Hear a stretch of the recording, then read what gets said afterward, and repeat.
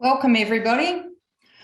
I am Lee Svensson. I'm the non-MP, National Co-Convener of Emily's List Australia, and I will be your MC for tonight's event.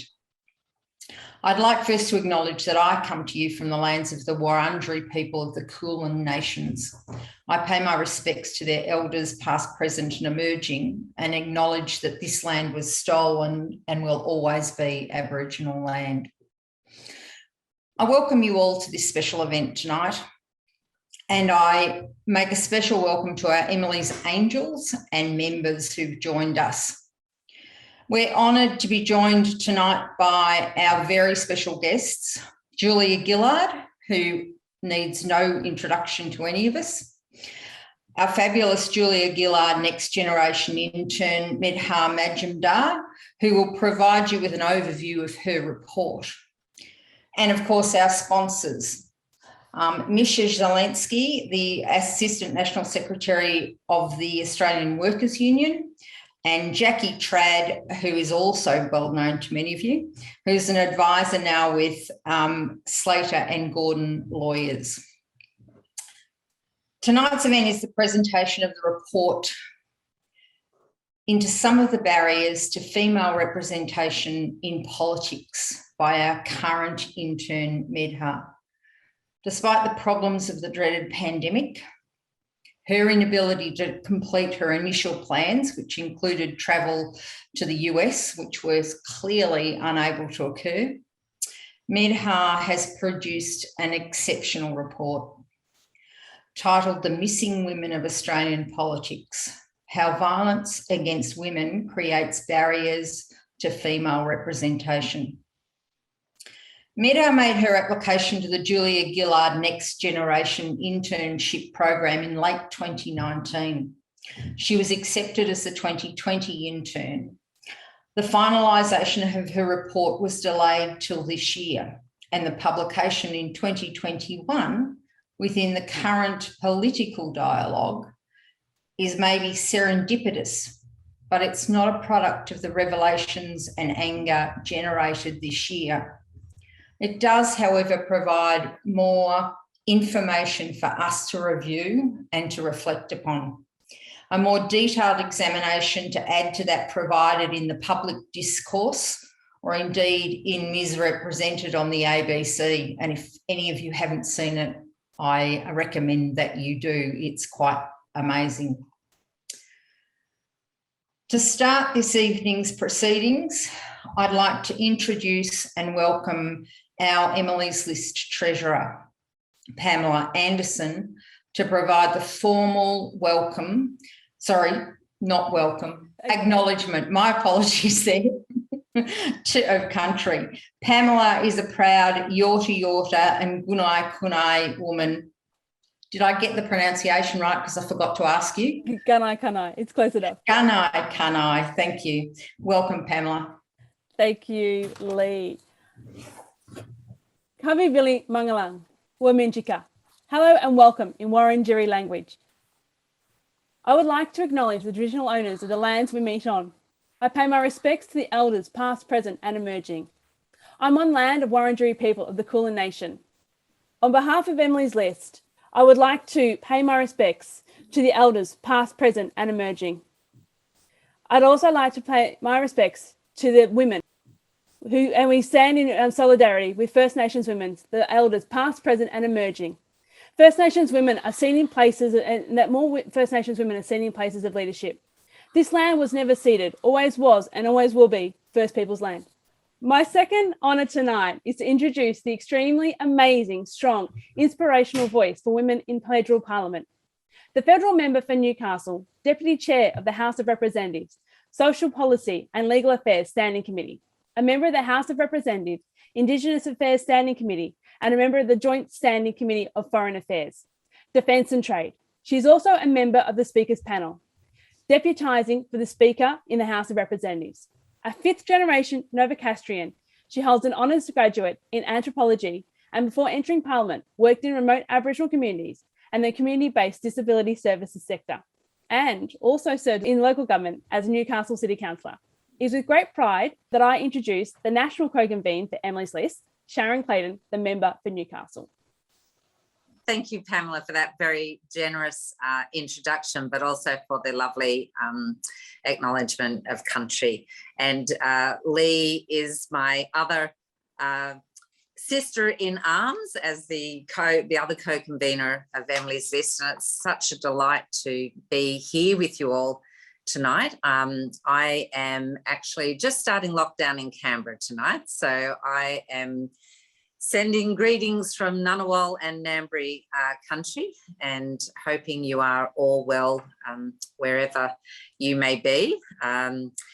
So I get the honour of doing a little bit of background tonight just on the purpose and significance of the Julia Gillard internship, and really this internship is an opportunity to give life to what is a great shared vision of both Julia Gillard and Emily's List Australia, and that is to make political life somehow easier for that next generation of talented, progressive women leaders coming through. So the internship provides that for a young or emerging female leader an opportunity to undertake some research into best practice around gender equality policy and program initiatives across the world, to bring back some of those learnings to Australia so that Australian women get to benefit from that. It ordinarily involves travelling overseas to meet with progressive women leaders and providing opportunities to meet with progressive Labor women here in Australia and receive direct mentoring and support. And I guess to learn about the importance of fundraising, which is one of the key jobs for Emily's List, and that relationship building that is required for progressive campaigns. As Lee touched on earlier, unfortunately, due to the ongoing circumstances of COVID-19, Medha's internship has been, parts of it have been delayed or indeed cancelled altogether, and having to make that decision to defer her travel back last year in 2021 to do the research component of her internship, Medha was then forced into the hideous position of having to actually forgo the opportunity of travel again to UK again this year. So it's been a tough environment for Medha, and I do really just want to salute her for her resilience and perseverance. But despite all of those extraordinary setbacks, Medha has produced a very timely report, and she has, I know Julia will have much more to say about that in a minute, but the nature of violence against women in Australian politics, but politics more broadly, is very much an issue that is rightfully under the spotlight today.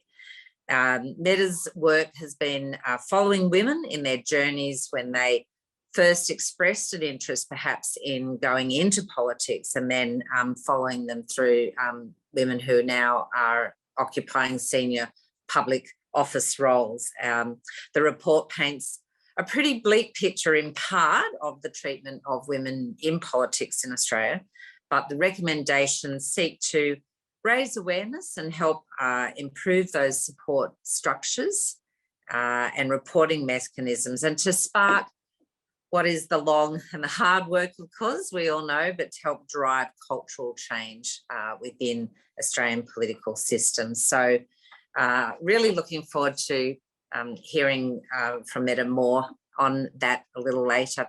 But my other terrific job that I get to do this evening is to introduce our extraordinary 27th Prime Minister of Australia.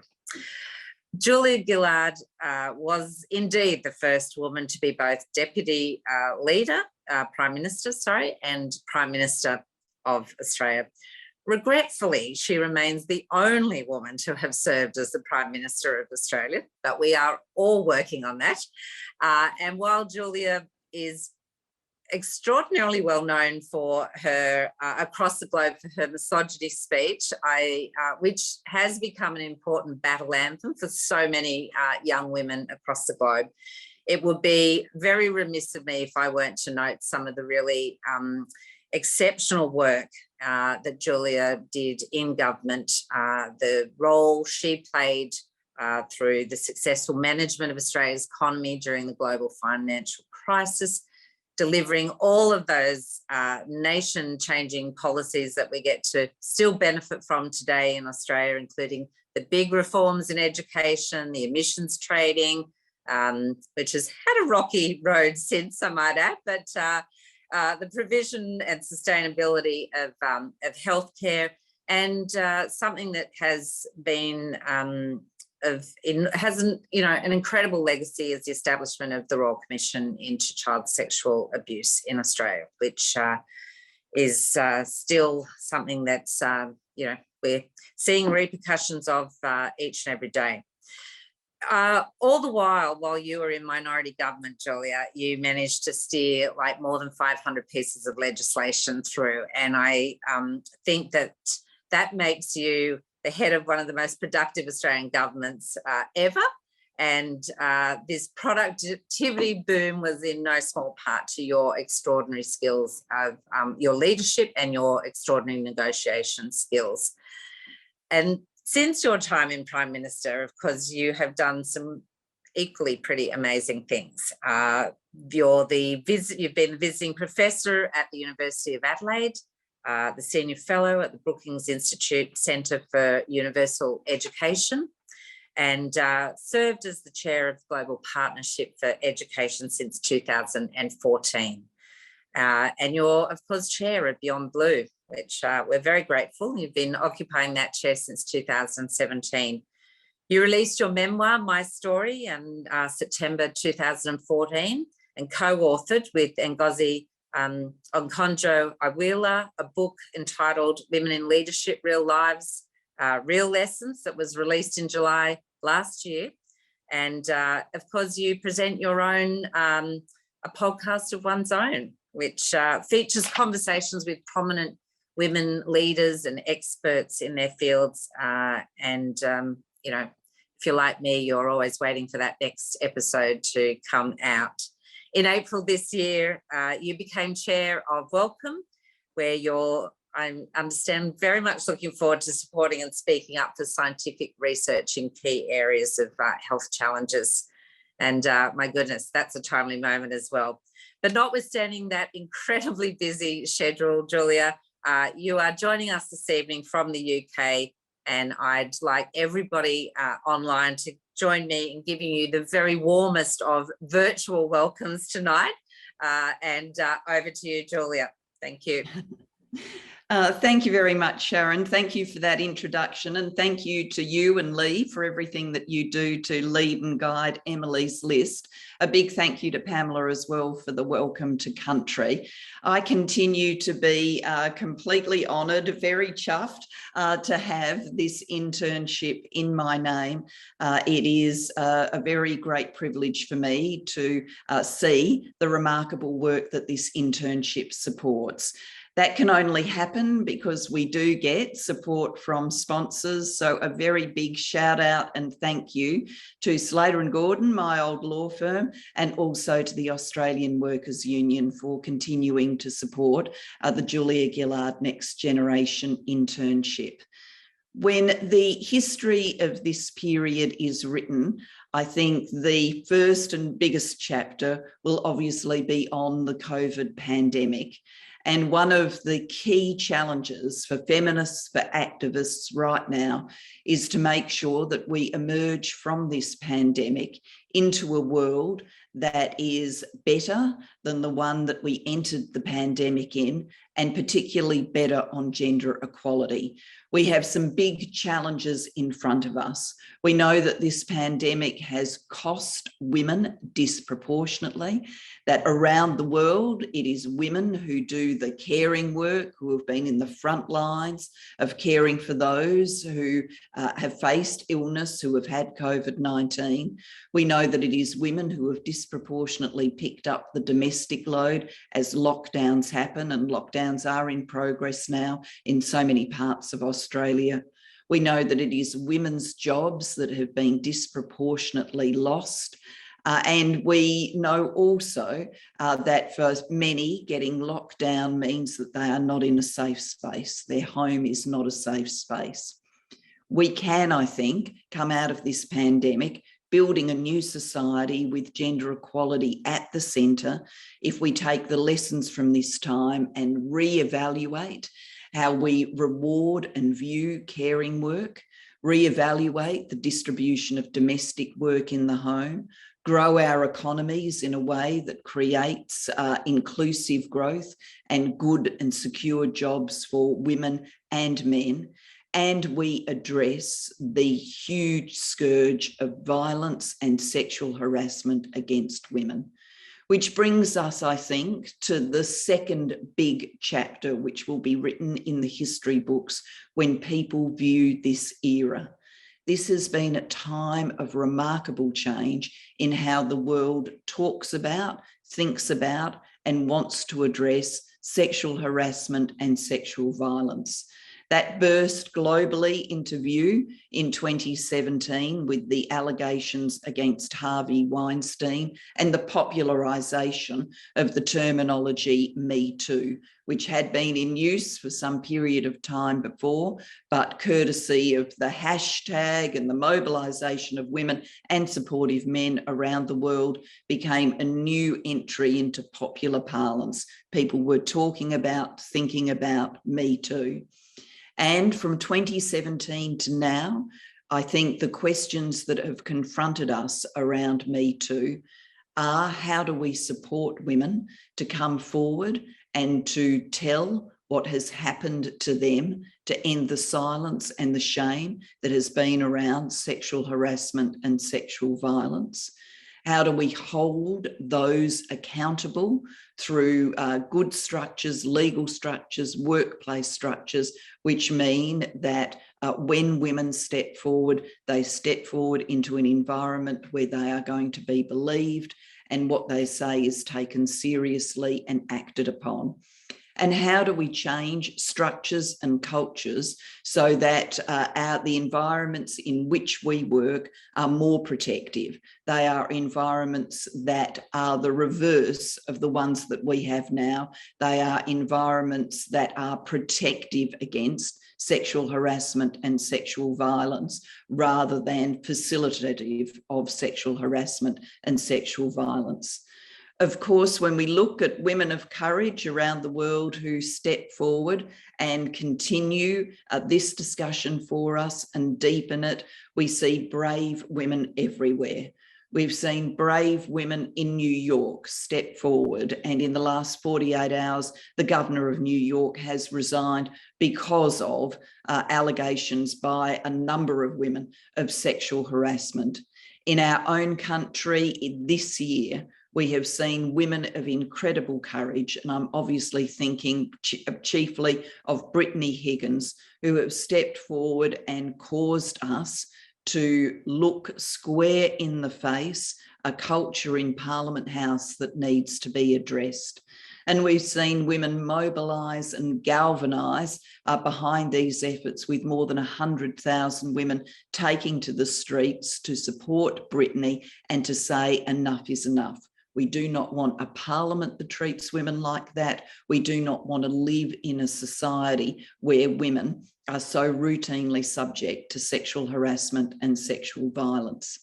It's into this environment that we today launch the incredible report that has been done by Medha. And I want to thank her for her efforts. I know that this has been much delayed, but there is no better time for her report to become public and to feed into the mobilisation, the activism and the energy for change than this moment right now. Her report, I think, is searing, but also galvanising. It will help inform women about the strategies for change. We need the truth tellers, we need the activists, but we also need the evidence about what best enables us to seize a better future. And Medha has made an incredible contribution to that base of evidence. I know that it hasn't been easy, that Medha has had to work in an environment that she would not have expected, that no one expected at the outset, one that has been characterised by the pandemic and the need to work virtually. But despite those constraints, she has produced a report of incredible quality. Of course, Medha came to doing this internship with a huge amount of experience and incredible skills. She's a PhD candidate at the Australian National University and the Fox International Fellow at Yale University. She is very rightly the receiver of the Westpac Future Leaders Scholarship. She has worked extensively on criminal justice policy, on political and economic development in India. She brought all of those skills to the research that is in this report, and the depths of her talents truly show. Medha, personally, from me to you, I want to thank you for undertaking this work. It is a remarkable contribution, and I am truly looking forward to hearing from you now. So Medha, over to you. Thank you.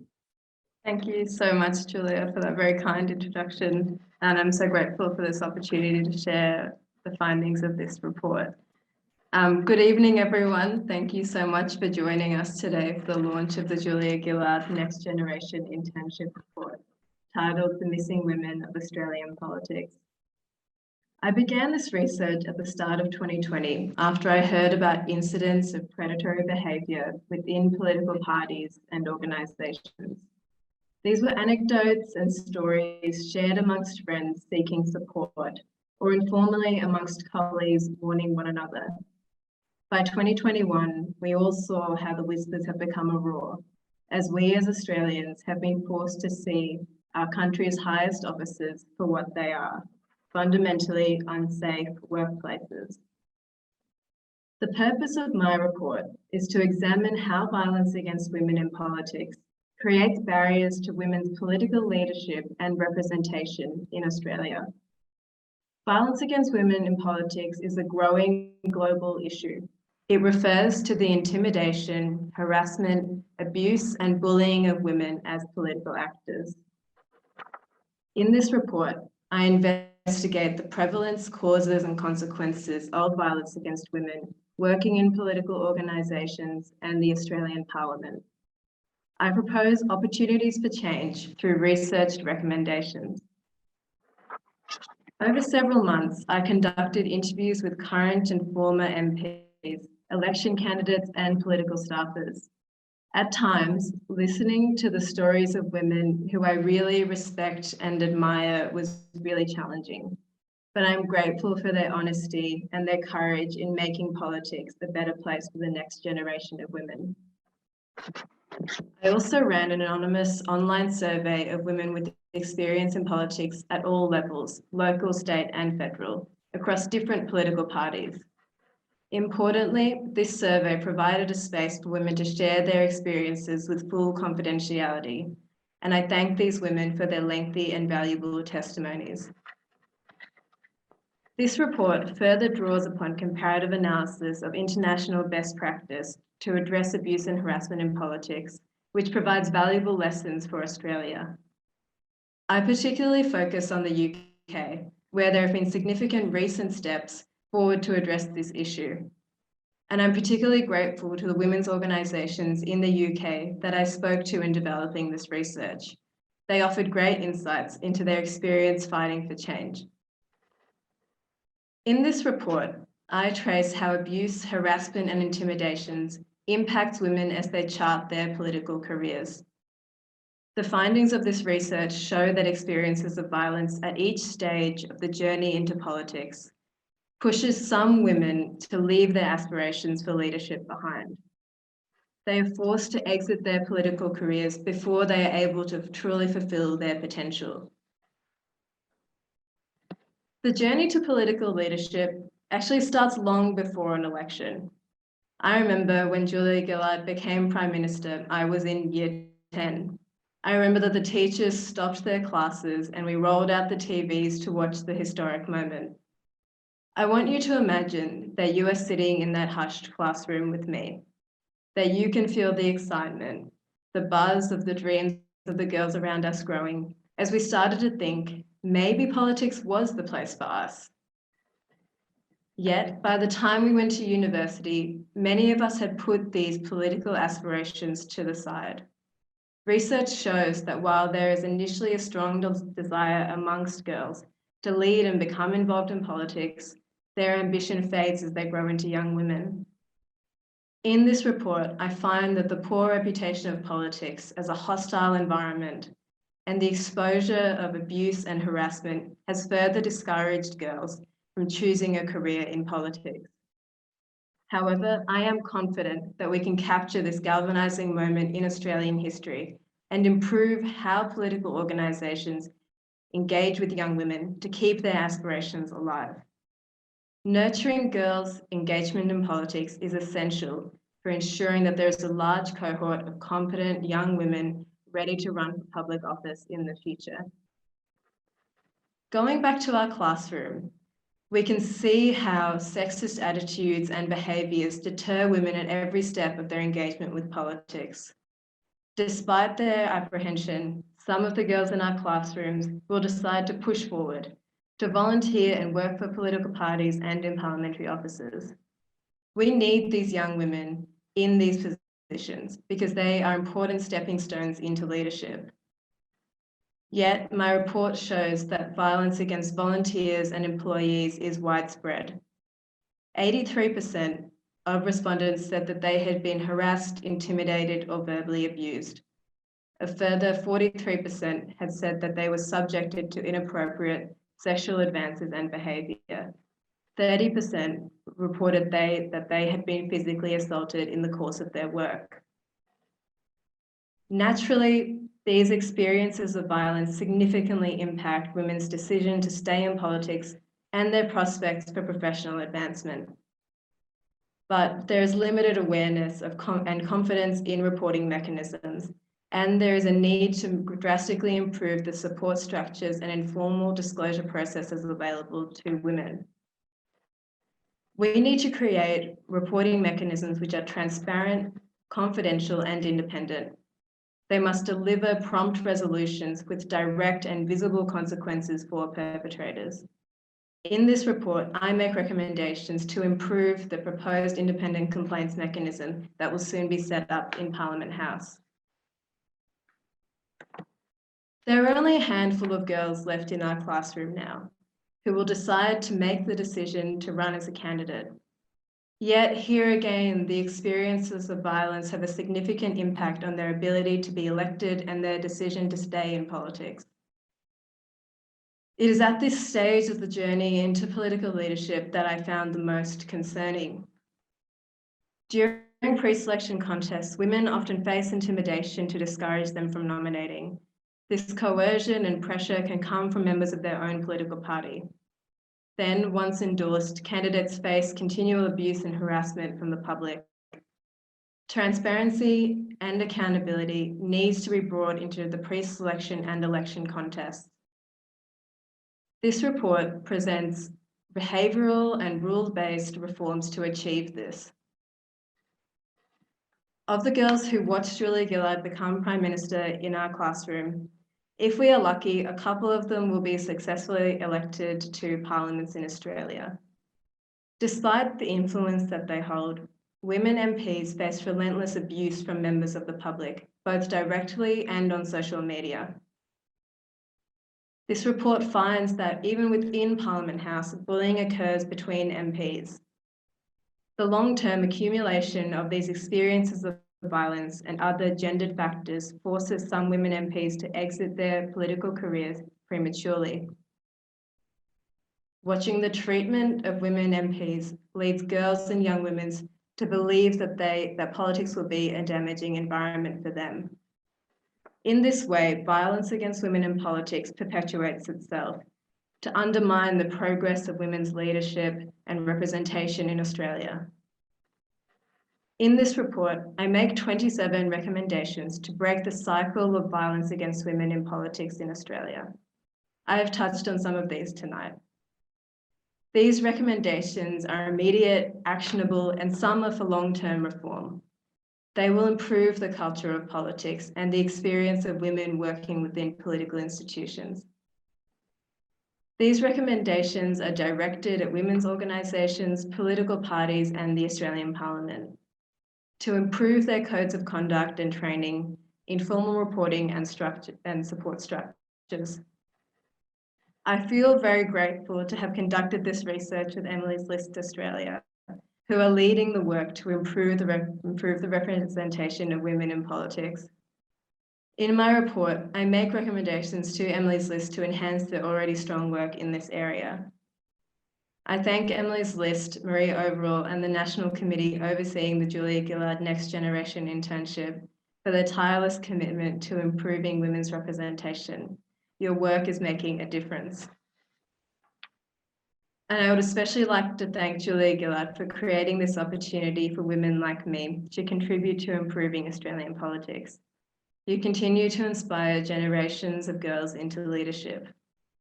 I would also like to really thank the Australian Workers Union and Slater and Gordon for their continued commitment in sponsoring this program. You demonstrate to other organisations how to do their part in actively supporting women into leadership. However, perhaps my most important recommendation to come from my research is to everyone listening here tonight. I ask everyone to make the commitment for better politics in Australia. Let's continue to be outraged, to encourage, to support young women, to call out bad behaviour in person and online, and raise our demands and expectations of each other and of our political leaders. The national reckoning that we are now in has made us see things more clearly. As a community, we can no longer accept that enduring violence is the cost of doing politics. I hope that by implementing these recommendations and our shared commitment made tonight, we can break the cycle of violence against women in politics, to see more girls elected from our classrooms into Parliament and as Prime Ministers again. Thank you. Thank you, Medha. That was wonderful.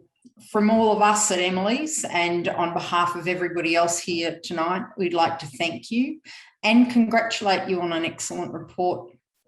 We feel sure it will become part of prescribed reading for anyone researching women in politics and barriers to our involvement and election. I'd also like to extend you our congratulations for your recently being awarded a Fox International Fellowship at Yale University. For those who are worried, that's not Fox News. Very definitely not Fox News. And I'm pleased that, or for us, I believe that that was due to the work you have just completed with us, which is fantastic for us as well. We're delighted that this has led to future opportunities for you, Medha, and we hope that you enjoy your fellowship. Medha is due to leave for the US next week. Next week, yeah. We'd like to thank you, and I'm sure if we were all together, there'd be mass applause right now, and there's been some claps in the chat, so that's something. Thank you very much, Medha. I'd also like to thank Julia again for her ongoing commitment to the internship program. Your support and promotion continues to be vital to Emily's, to the program itself, and to enhancing women's involvement and engagement in leadership at all levels, both with this program and with so much of your current work with women and girls across the globe. Just as an aside, England only has you on loan. You belong to us and we want you back home safe. And in case you're not aware of that, I'll be back, Lee. Don't worry, I'm coming back. Thank you. We're very good. We're glad about that. In case you aren't aware of it, given that Sharon has mentioned your misogyny speech, I thought I would just let you know that it was shared quite widely when we started being in lockdown as the part of your speech, I will not be lectured about misogyny by this man, I will not, as a method of timing for our hand washing. It was great. It was really good. Thank you again, Julia. We do miss you. it would be awesome to have you in Parliament at the moment, and actually some federal leadership wouldn't go astray in our current pandemic. Thank you very much. I'd like now to welcome our sponsors. I'd like to introduce you to Jackie Tradd.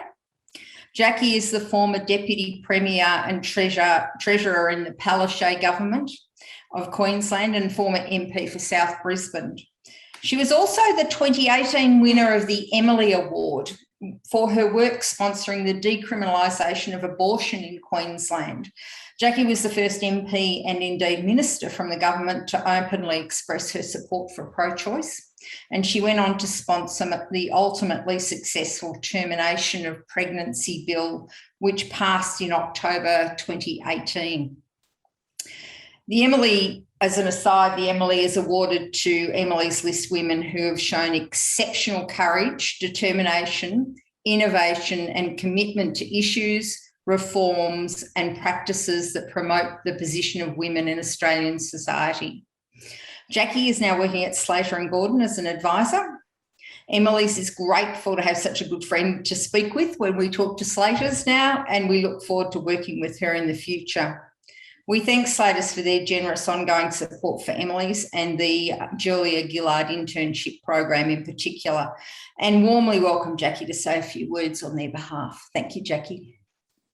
Well, thank you very much, Lee. And can I acknowledge both you and Sharon and, of course, Marie, and all the work that you do to ensure that Emily's List Australia plays such an important and fundamental role in terms of making the Australian Labor Party and the progressive side of politics far more equitable when it comes to women and their political participation.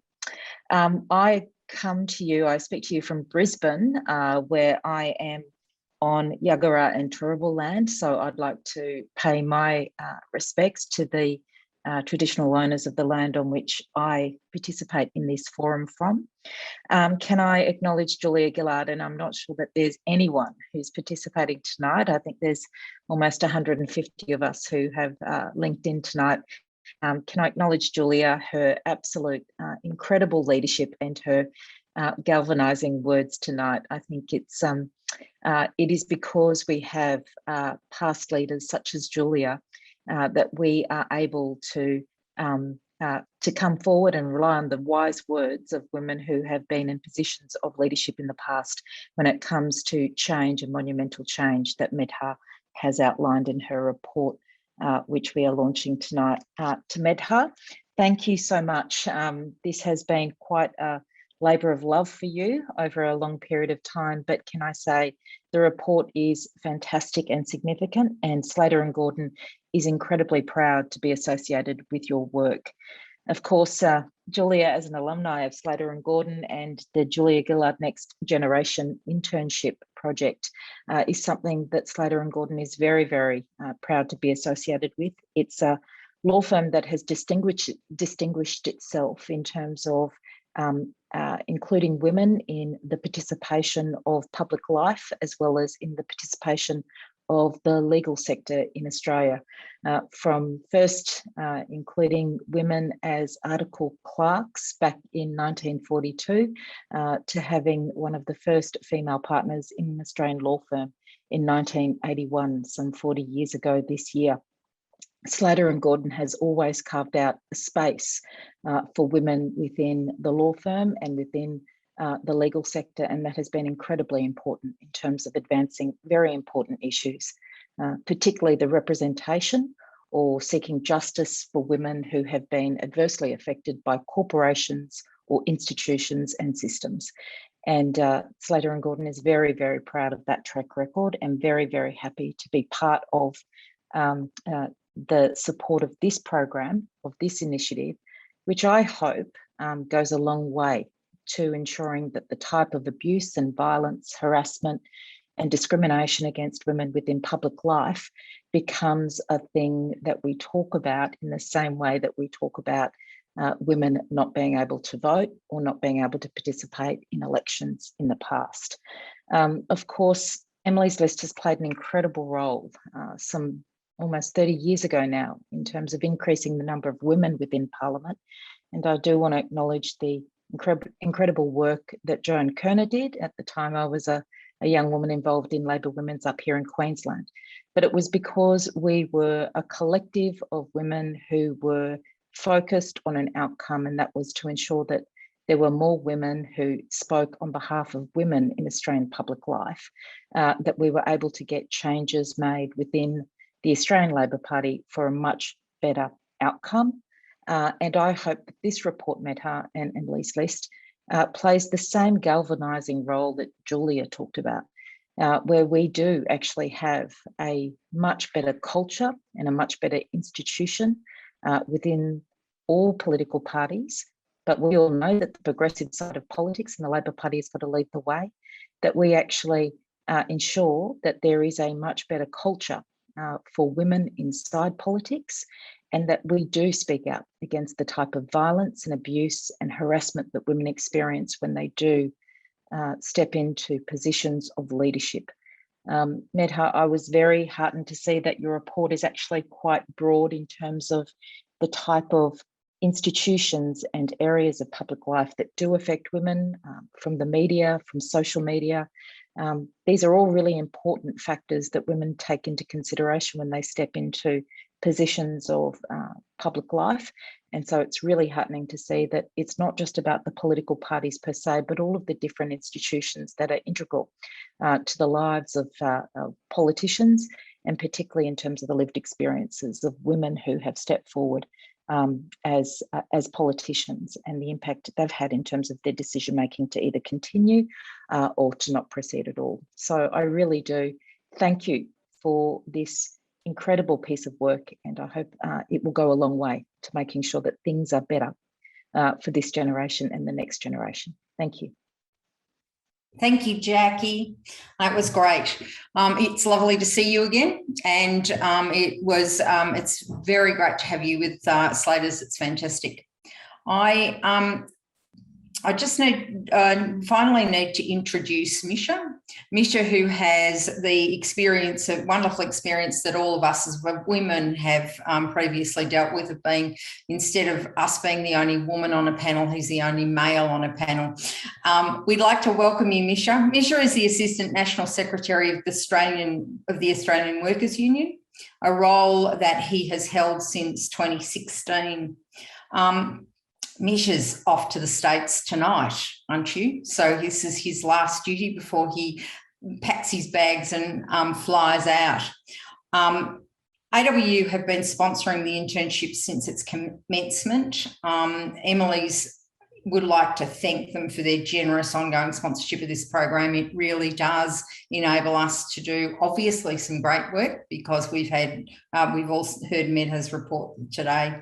I extend our welcome to Misha, who joins us, as I said, just before going to the US, and who will now say a few words on behalf of the AWU. Thank you, Misha. Thanks very much, Lee, and thanks for pointing out that I'm vastly outnumbered here. I'm certainly going to lower the tone as the only bloke speaking, but also a trade unionist and a sponsor. So much like at a sporting event where the sponsors come and speak at the end, no one really wants to hear from them. But of course, it's been an outstanding event, and it's been a real privilege to listen to everyone speaking, particularly from former Prime Minister Gillard, who our union is very close to. There are tens of thousands of AWU members employed today that still their employment, was saved and promoted and secured into the future through actions of the Gillard government. So on behalf of those members, we thank Julie Gillard for her outstanding efforts in support of our members. Now, obviously, we are exceptionally proud as a union to be associated with Emily's List and this scholarship. It's been outstanding over the last few years, and it's a really incredible thing that I think we're building here together, and I hope it's something that we can continue to evolve as we go along, because you're seeing some truly outstanding research being commenced. And so Medha's research is really a timely piece of research, and I was just thinking the last time we got together was in Melbourne in person, and so much about the world has changed. It goes without saying, but unfortunately, one of the biggest things that needs to change has not changed, and that is the culture of our politics and how it treats women. And so, you know, Medha, I've no doubt this delay has been exceptionally painful and tedious and not wanted, but in politics and in life, timing is everything. And politics and leadership is really about meeting the moment. And this report and this research you've done certainly meets the moment. This year has been transformative, I think, in so many ways, but particularly in, I suppose, the enough is enough moment in terms of, treatment of women in our political system, and particularly the Women's March. And now we have the Respect at Work campaign, which our union is supporting proudly. And of course, there's now legislation for our parliament where we should hopefully see some change. Of course, we want to see more. And that report that you've released today covers so many of those important reforms that we need to see.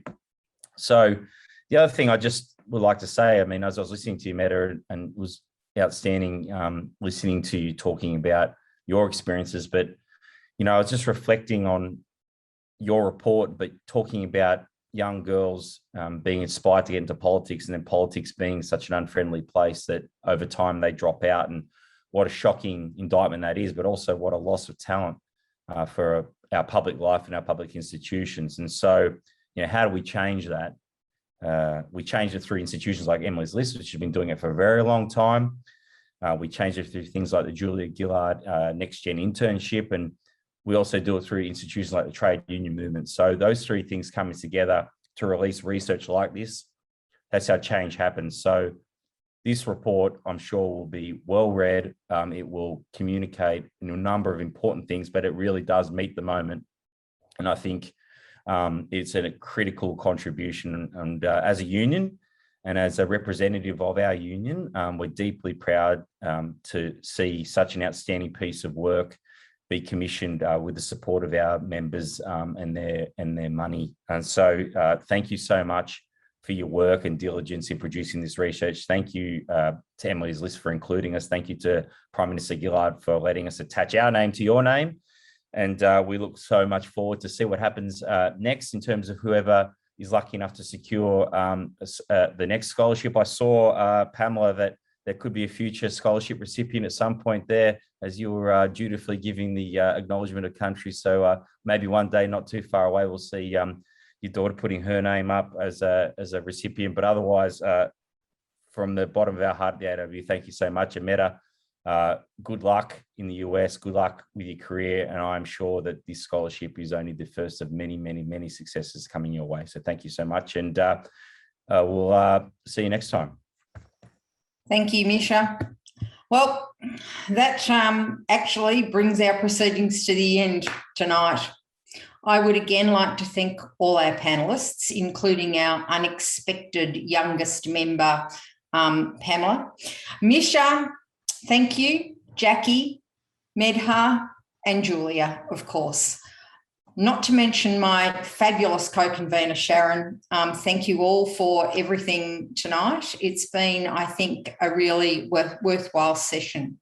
I wish we could hear the storm of applause from the audience that I'm absolutely certain is happening. Let us hope that next time we're able to meet in person and we can hear that applause.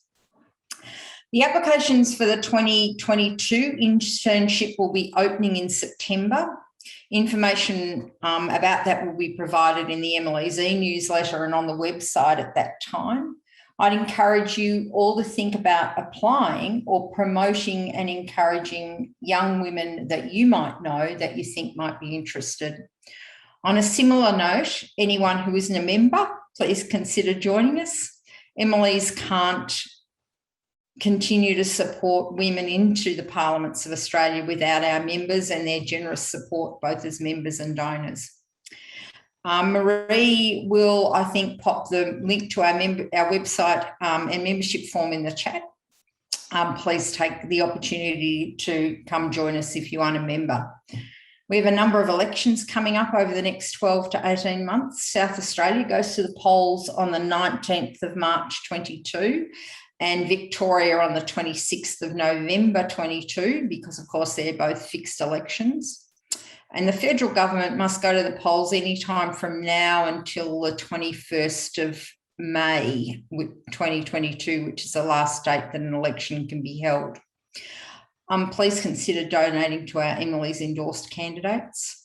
EL will provide their details and information after pre-selection and confirmation as an EL endorsed candidate has occurred, and then again during the election period leading up to polling day. We also provide direct links to assist you in donating to Emily's endorsed candidates. There are times when it's difficult for us to, by election laws in different states, to directly donate on your behalf. So we encourage people to use those links as well. I'd like to send out a big thank you to those behind the scenes, our CEO Marie and our Treasurer Pam, who've been running everything else. They've been hosting and making the webinar itself run. The assistance from both Julia and Sharon's offices, and from everyone else who's contributed. It's no easy feat getting all the panellists literally from all over the world, and keeping those here that are about to head off on their journeys. Thanks, Misha. And finally, a big thank you to all of you who have joined us to make this event a success. Good evening, keep up the great work, and down with misogynists. Thank you very much.